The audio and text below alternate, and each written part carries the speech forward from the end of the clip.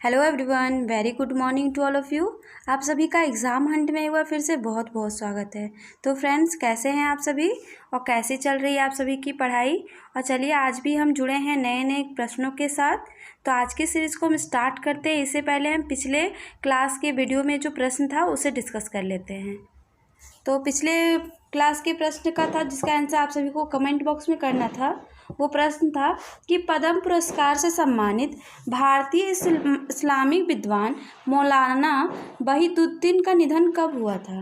Option number A 20 अप्रैल, option number B 21 अप्रैल, option number C 19 अप्रैल, ऑप्शन नंबर डी 18 अप्रैल। तो इसका राइट आंसर था फ्रेंड्स ऑप्शन नंबर बी 21 अप्रैल। ठीक है, अब चलिए इससे रिलेटेड हम कुछ इंपॉर्टेंट टर्म्स को देखते हैं। तो ये जो प्रसिद्ध भारतीय इस्लामी विद्वान जो थे, आध्यात्मिक विद्वान, ये यही है फ्रेंड्स। यहाँ पे आप पिक लगी हुई है, आप इन्हें देख सकते हैं। तो ये कौन है? तो प्रसिद्ध भारतीय इस्लामी विद्वान, आध्यात्मिक नेता और लेखक मौलाना वहीदुद्दीन खान। और इनकी मृत्यु कैसी हुई? तो इनकी मृत्यु कोविड-19 की समस्याओं के कारण हुई थी। इसीलिए फ्रेंड्स, आज के टाइम पे आप जितने ज़्यादा हो सके आप कोशिश कीजिए कि आप घर पे रहें, सुरक्षित रहें, फालतू कामों के लिए बाहर बिल्कुल भी ना जाएं। और जब भी आप घर से बाहर जाएं तो सबसे पहले आप मास्क का तो यूज़ बिल्कुल ही करें, क्योंकि मास्क एक ऐसा चीज़ है जिससे आप कोविड से बच सकते हैं। और किसी भी ऐसे इंसान से जहां आपको लगे कि नहीं इस पर कोई कोविड का कोई सिम्टम्स है, तो आप उसे थोड़ी दूरी बनाए ही रखें फ्रेंड्स। ठीक है, चलिए हम अब इसके बारे में थोड़ी आगे जानते हैं। तो उन्होंने क्या किया था? तो उन्होंने इस्लाम के कई पहलुओं पर 200 से अधिक किताबें लिखी और उन्हें सबसे अधिक कुरान पर टिप्पणियाँ लिखने और अंग्रेजी, हिंदी और उर्दू में इसके अनुवाद के लिए जाना जाता है। उन्हें पद्म विभूषण पुरस्कार 2021 में मिला था, मीन्स इस साल ही इनको मिला था। ये तो इनकी कोविड की वजह से इनकी मृत्यु हो गई, नहीं तो ये और भी ज़्यादा आगे जाके विख्यात होते। तो इन्हें क्या हुआ? तो इन्हें पद्म विभूषण 2021 पुरस्कार से सम्मानित किया गया और 2000 में भी इनको पद्म भूषण पुरस्कार इन्हें मिला था। और राजीव गांधी राष्ट्रीय सद्भावना पुरस्कार 2009 में इन्हें मिला था। जैसे कई उल्लेखनीय सम्मानों से सम्मानित किया गया था। ठीक है, अब चलिए बढ़ते हैं हम नेक्स्ट क्वेश्चन की ओर। तो हमारा नेक्स्ट क्वेश्चन है कि हाल ही में किस देश ने खुद का अंतरिक्ष स्टेशन बनाने की योजना बनाई है। तो option number A Bharat, option number B America, option number C France, option number D रूस। तो फ्रेंड्स, इसमें आपको बताना है कि इसमें कौन सा इसका राइट आंसर होगा। तो जी हाँ फ्रेंड्स, का राइट आंसर है ऑप्शन नंबर डी रूस। चलिए अब देखते हैं। तो रूस 2030 तक कक्षा में स्थापित करने के उद्देश्य से अपने स्वयं के अंतरिक्ष स्टेशन का निर्माण शुरू करने के लिए तैयार है। यह परियोजना रूसी अंतरिक्ष अन्वेषण के लिए एक नया अध्याय और वृद्ध अंतर्राष्ट्रीय अंतरिक्ष स्टेशन पर सवार संयुक्त राज्य अमेरिका के साथ 2 दशक से अधिक के सहयोग के अंत का संकेत देती है। ठीक है फ्रेंड्स, अब बढ़ते हैं नेक्स्ट क्वेश्चन की ओर। तो मेरा नेक्स्ट क्वेश्चन है कि 2021 में आई कोरोना की दूसरी लहर से मुक्त होने वाला दुनिया का पहला देश कौन सा बना। ये अभी जो फर्स्ट में हाल ही में एक न्यूज़ में यह रिपोर्ट आई थी कि कोई देश है जो 2021 में सबसे पहले कोरोना से मुक्त हुआ दूसरी लहर में। तो आप बताइए वो कौन है। Option number A Israel, option number B New Zealand, option number C Britain, option number D Lebanon. तो इन चारों ऑप्शन में आपको बताना है कि इसमें कौन सा इसका राइट आंसर है।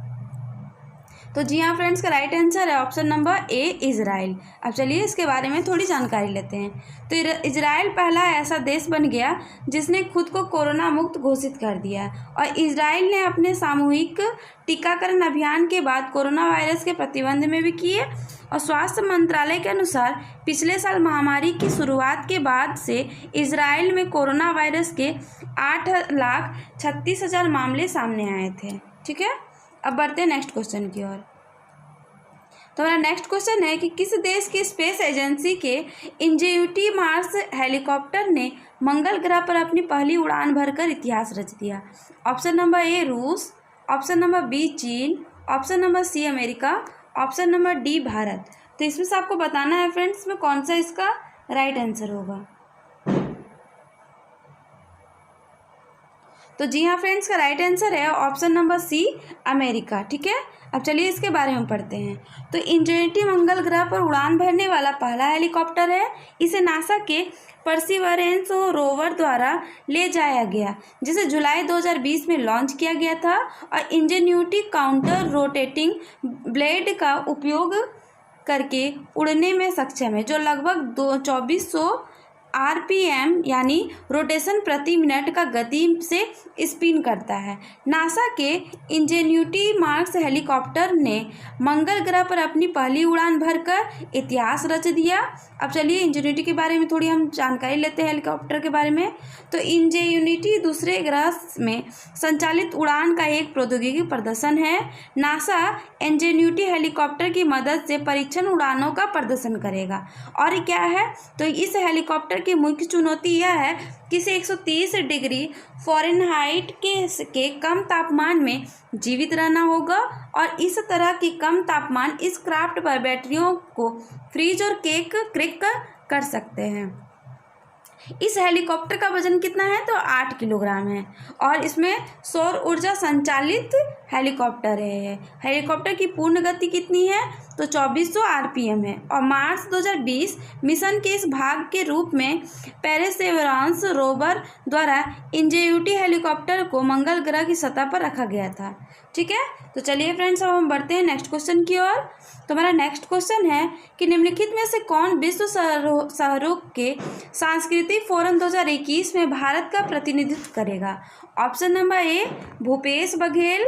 Option number B, Nitish Kumar. Option number C, Sarbananda Sonowal. Option number D, Arvind Kejriwal. तो इन चारों ऑप्शन में कौन सा ऑप्शन सही है, आपको बताना है। तो जी हाँ फ्रेंड्स, का राइट आंसर है option number D, Arvind Kejriwal. अब चलिए हम इनके बारे में थोड़ी जानकारी लेते हैं। तो अरविंद केजरीवाल के बारे में यहाँ ये जानना था कि मुख्यमंत्री Arvind Kejriwal world cities culture forum WCCF में दिल्ली और भारत का प्रतिनिधित्व करेंगे। उन्हें मंच में भाग लेने के लिए लंदन के मेयर सादिक खान द्वारा आमंत्रित किया गया है, और फोरम में लंदन, टोक्यो, न्यूयॉर्क सहित 40 दुनिया के शहर शामिल है, जो संस्कृति और रचनात्मक प्रभाव और महल पहचानते हैं, और सार्वजनिक नीति और शहर नियोजन के इन मूल्यों को शामिल करना चाहते हैं। इसमें सदस्य शहरों से संस्कृति और संस्कृति के प्रमुखों के लिए उप महापौरों द्वारा भाग लिया जाएगा, और 2021 के world cities culture forum WCCF का थीम संस्कृति का भविष्य है। विश्व शहरों को सांस्कृतिक मंच WCCF के बारे में स्थापित कब किया गया था, तो यह अगस्त 2012 में हुआ था। ठीक है, अब चलिए हम बढ़ते हैं नेक्स्ट क्वेश्चन की ओर। तो हमारा नेक्स्ट क्वेश्चन है कि हाल ही में प्रधानमंत्री के द्वारा स्वामित्व योजना के तहत ई संपत्ति कार्ड के वितरण का शुभारंभ किया गया। ऑप्शन नंबर ए, 22 अप्रैल को। ऑप्शन नंबर बी, 23 अप्रैल को। ऑप्शन नंबर सी, 24 अप्रैल को, या फिर ऑप्शन नंबर डी, 20 अप्रैल को। तो इन चारों ऑप्शन में आपको बताना है फ्रेंड्स किसमें इसका कौन सा राइट आंसर होगा। तो जी हाँ फ्रेंड्स, इसका राइट आंसर है ऑप्शन नंबर सी, 24 अप्रैल। ठीक है, अब चलिए इसके बारे में पढ़ते हैं। तो स्वामित्व योजना ई संपत्ति कार्ड के वितरण का शुभारंभ करेंगे प्रधानमंत्री। और प्रधानमंत्री क्या करेंगे, कब करेंगे, तो 24 अप्रैल 2021 को, जो कल हो चुका है।